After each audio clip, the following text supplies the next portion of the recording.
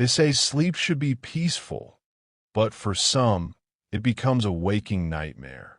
Trapped between dreams and reality, unable to move, unable to scream, just watching as something watches back. These are true horrors born in the silence of the night. These are sleep paralysis stories. So let's begin. I never believed in the supernatural. Ghosts, demons, shadow people. I thought it was all campfire stories and low-budget movies. Even when I read about sleep paralysis, that terrifying state between dreaming and waking, I figured it was just the brain playing tricks. Until it happened to me. And now, I sleep with the lights on. And I never, ever sleep on my back. It started 2 months ago. I've been stressed, exams, moving into a new apartment, barely eating right. I chalked it up to that. The first time, I woke up sometime around 3 a.m. At least, I thought I was awake. The room was dim, lit by my nightlight. Everything looked normal. My desk, the half-packed boxes, the curtains shifting slightly in the breeze. But I couldn't move. Not a finger. Not an eyelid. My chest was heavy, like a boulder sat on it. I couldn't scream, couldn't even twitch. That's when I noticed something standing in the corner of the room. It was tall, wrongly tall. Its head brushed the ceiling. Its arms hung past its knees. I couldn't see its face. It was just blackness, like the light refused to touch it. It didn't move. It just stood there, watching. I don't know how long I stared at it. Seconds, minutes.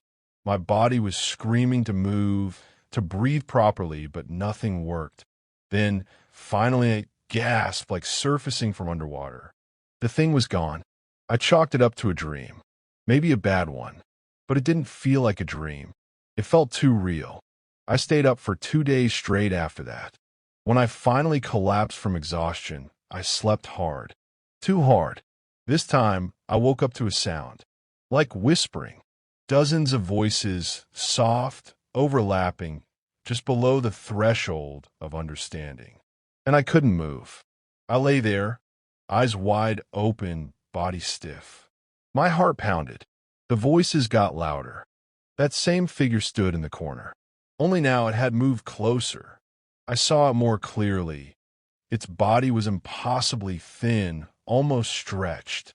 Its arms didn't move like normal limbs. They dangled, swayed slightly like it was underwater.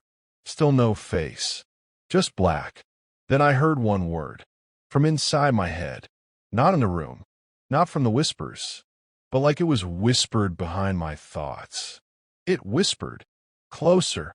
I blinked and it was gone. I didn't sleep again for nearly a week. I tried everything. I went to a doctor. He told me it was classic sleep paralysis, terrifying but harmless. Try sleeping on your side, he said. Reduce caffeine. Practice breathing exercises. I followed it all. Religiously. Still happened. And each time, the thing got closer. This time, it was beside the bed. I could feel its breath. Not hot. Cold. So cold it made my skin burn. Its fingers hovered inches from my arm, long and sharp. I couldn't move. Couldn't scream. Its head tilted. And though it had no face, I felt its eyes on mine. It didn't move like a person. It jerked, twitching toward me in little bursts. Then it whispered, not in my head this time, right into my ear. Don't open your eyes next time. I woke up crying. I stopped telling people after that.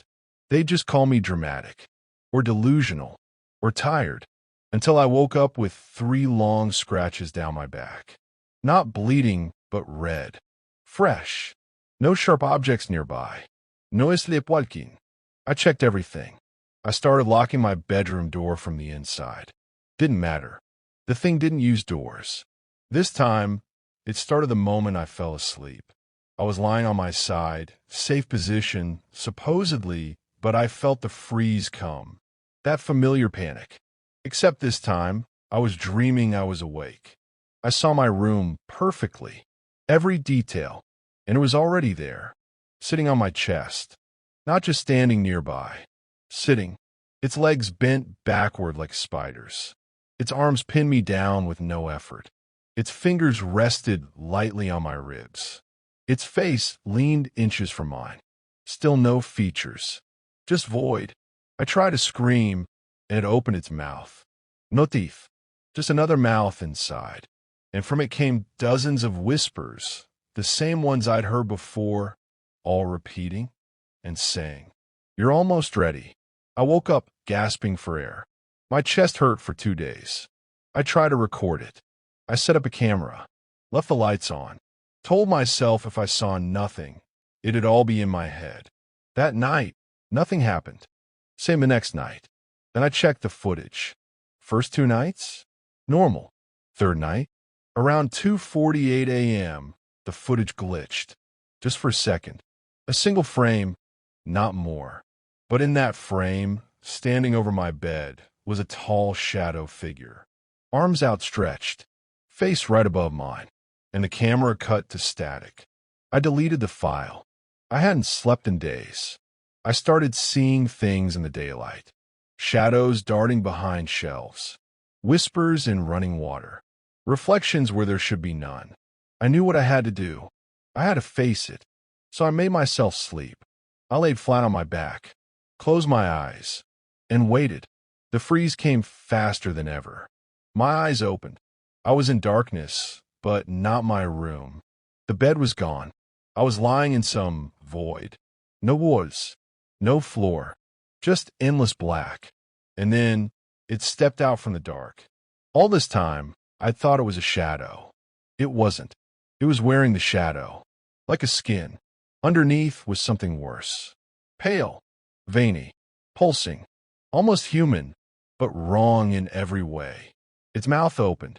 It spoke in my voice and said, "This body is nearly ready." I realized it wasn't haunting me. It was trying to become me. Every night, it got closer because I was slipping. My mind, my identity, weakening. I screamed in my head, "No!"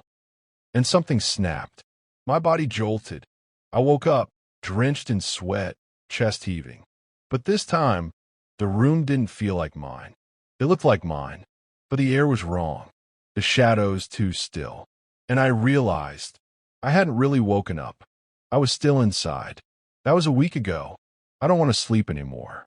I can't risk it, because I know if I fall into it again, I won't come back. I see it sometimes now. In mirrors. In windows. A tall shape just behind me. Watching. Waiting. Smiling without a mouth. And sometimes, just before I blink, I hear a whisper saying, "Next time, keep your eyes shut." I was 17 the summer my parents left me in my grandparents' farmhouse for 3 nights. They had to attend a work conference abroad, and I didn't want to go. My finals had just ended. All I wanted was some sleep and quiet. Grandparents' place was perfect for that.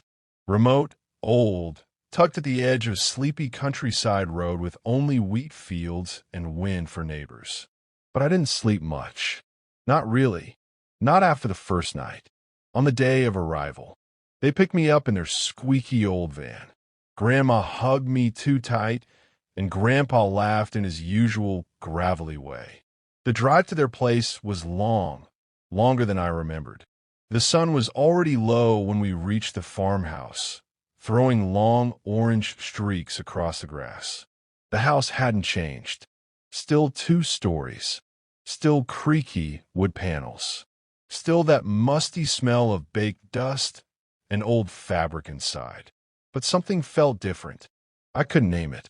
Maybe it was the silence, too deep, or the way Grandma's smile didn't quite reach her eyes. "You've grown so much," she said, stroking my hair like I was a child. Then Grandpa said, "You'll sleep in the upstairs room. Same one your mother used." I used to love that room. Not this time. The room had changed. The windows were still lace-draped, the bed still tucked into the corner, but the wallpaper had begun to peel in long, thin strips. There were water stains on the ceiling now. A dusty rocking chair stood in the corner. I didn't remember that chair. Still, I was exhausted. I collapsed onto the mattress and was asleep within minutes. Until I wasn't. I woke up to darkness. A heavy kind of dark, the kind that presses down like water. I couldn't move. I tried to turn, twitch a finger, anything. Nothing worked. My body was frozen. That's when I realized my eyes were open. The room was barely visible, lit by moonlight filtering through the lace curtains. And in the corner, the rocking chair was moving. Slowly, silently, back and forth. Back and forth. There was someone in it. A figure. I couldn't make out the face, but it was sitting upright, staring straight at me. I wanted to scream. My chest burned with the effort, but no sound came out.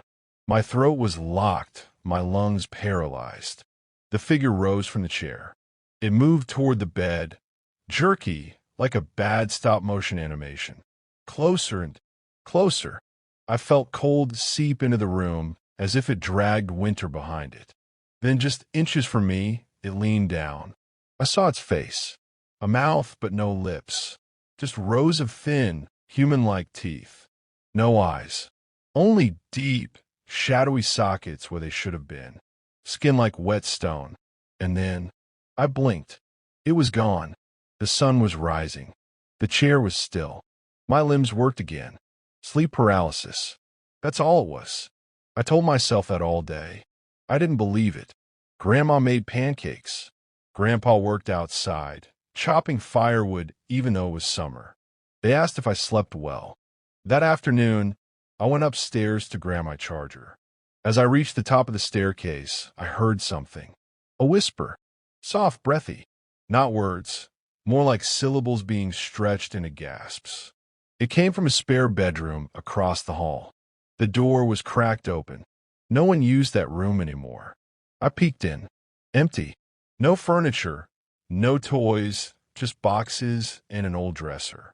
But as I turned to leave, I heard it again, louder and clear. I heard someone saying, "Stay." I froze. I don't know how long I stood there. Eventually, I closed the door and went back downstairs. I didn't say anything. At night, I stayed up late, scrolling on my phone until the battery died. I didn't want to sleep. Eventually, the weight of exhaustion pulled me under. And again, I woke up frozen. This time, I was on my back, staring straight at the ceiling. The window was open. A breeze lifted the lace curtain slightly. Then came the sound of footsteps, wooden floorboards creaking, from the hallway. I couldn't move, but I could see just enough. A figure stood in the doorway. He was tall, taller than any human should be. His head brushed the top of the frame. And he was wrong. Too thin, limbs stretched like someone had grabbed and pulled them longer than nature intended. His face was hidden in shadow, except for the mouth, too wide, teeth too many. He didn't walk into the room. He just stood there, watching, waiting. I tried to will myself awake. Move. Anything. The figure stepped 1 foot into the room. The floor creaked under his weight. Another step. He crouched low, his long neck bending, angling his head as if studying me like prey. Then, a hand. Long, bony fingers reached toward my foot. And, right as he touched the blanket, the ceiling fan clicked on. The room returned to normal. He vanished. I could move again. I sat up gasping, drenched in sweat. It was 3:33 a.m. I turned on every light in the room and didn't sleep again. Grandma noticed my dark circles and told me, "You're not resting. I can see it." I hesitated, then asked her, "Has anyone ever seen anything in this house?" Her hand paused over the biscuit tin, and she asked me, "What do you mean?" I said, "Like shadows, sleep paralysis, tall people in doorways." Her lips tightened. She looked out the window and said, "Your mother used to talk in her sleep when she was little. Used to scream sometimes. Said there was someone in the chair." She nodded toward the room upstairs and said, "That's why we moved it to the attic for years. But after she moved out, your papa brought it back down. said it was a waste to leave it there. I asked her, did anyone else ever see anything? Grandma didn't answer for a long time. Then she said quietly, only those who stay 3 nights. She didn't elaborate. I begged to sleep on the couch. Grandma refused, gently but firmly, and said, you're not in danger. Just don't let it see you scared. That night, I didn't sleep willingly. I passed out from sheer exhaustion and woke again, frozen. This time, it was darker than before.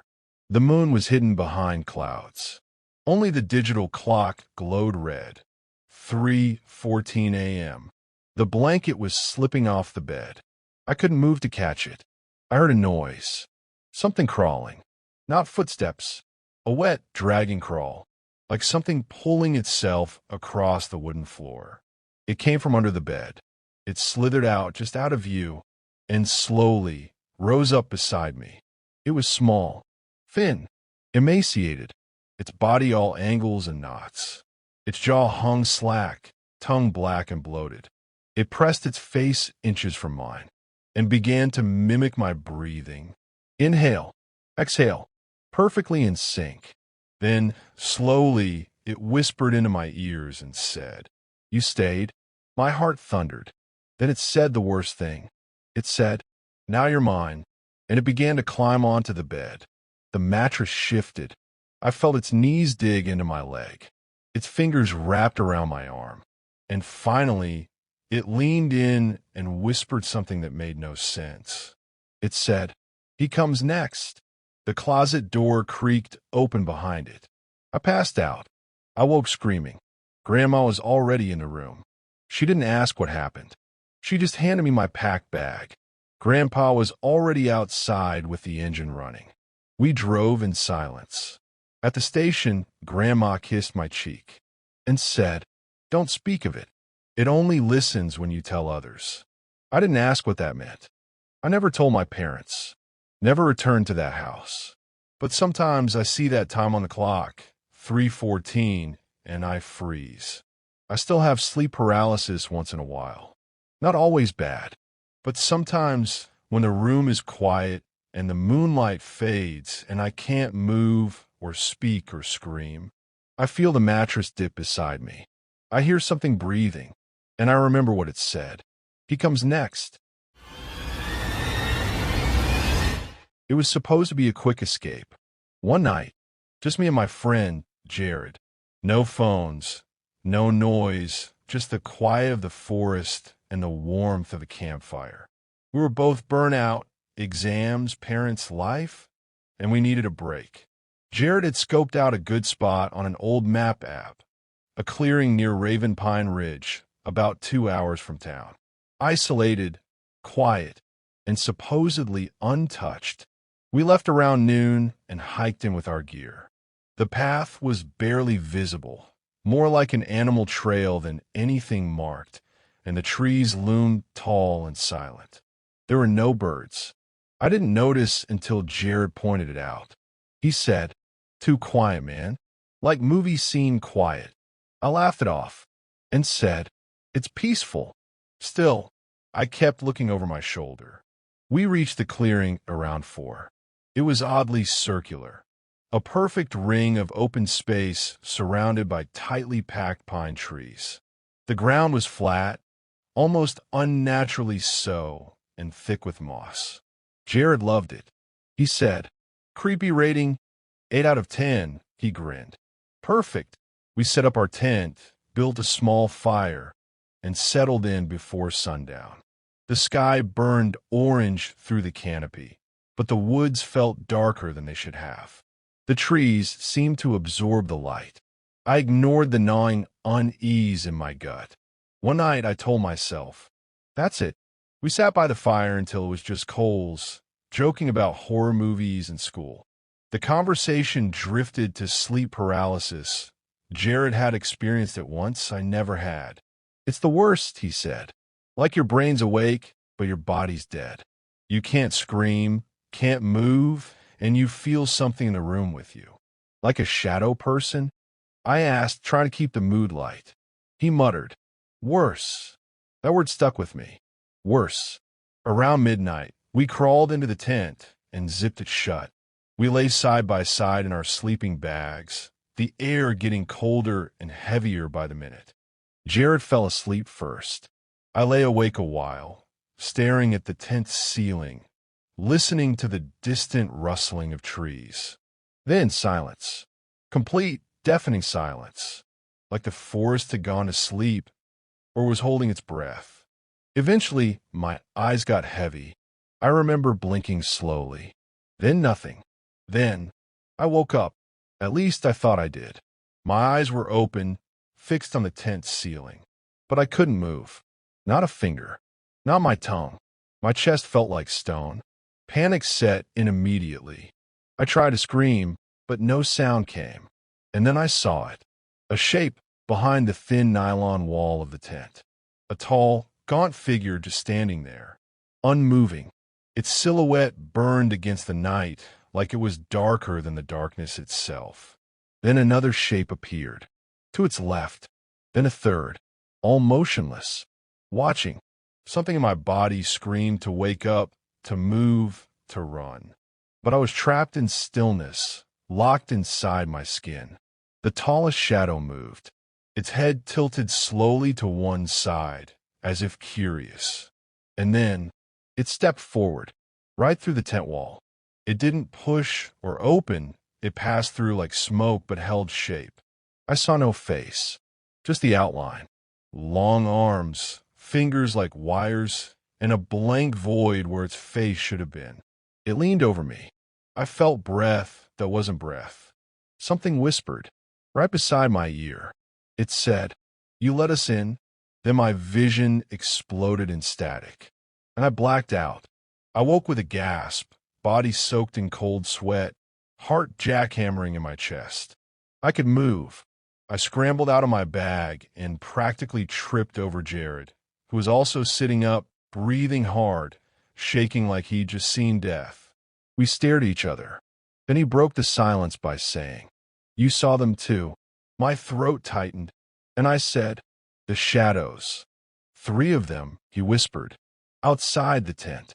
Then inside, they whispered something. I croaked. Said we let them in.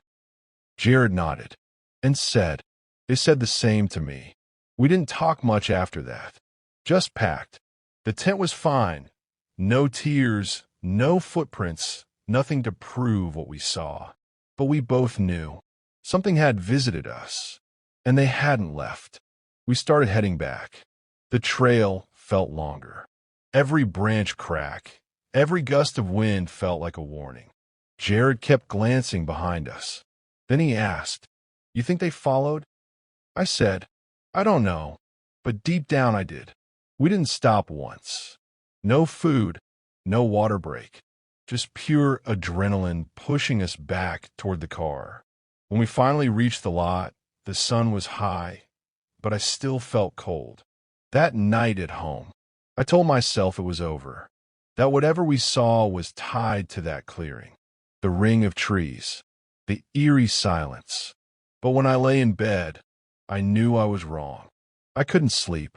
My eyes kept drifting to my door, my closet, the window. I blinked, and I couldn't move. The room dimmed, the shadows deepened, and there they were, standing at the foot of my bed, all 3, watching,